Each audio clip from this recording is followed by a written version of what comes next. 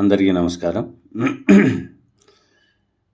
ఎవరి ఇంటి ముందర, ఎవరి ఇంటి ముందు తూర్పు వైపు గాని, తూర్పు ఈశాన్యం వైపు గాని, లేక ఉత్తర ఈశాన్యం వైపు గాని, లేక ఉత్తరం వైపు గాని, మీ యొక్క ఇంటి లోపల అంటే ప్రహరీ గోడ లోపల పాలు వచ్చే చెట్లు అంటే పాలు వచ్చే చెట్లు, వేప చెట్టు కానీ, రాగి చెట్టు కానీ, లేకపోతే మన అరటి చెట్టు కానీ, ఇలాగ పాలు వచ్చే చెట్లు, అవి పూల చెట్లైనా కూడాను బాగా గమనించాలి.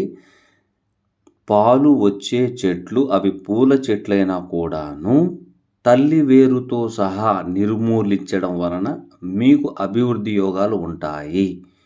దానికి రాబోయే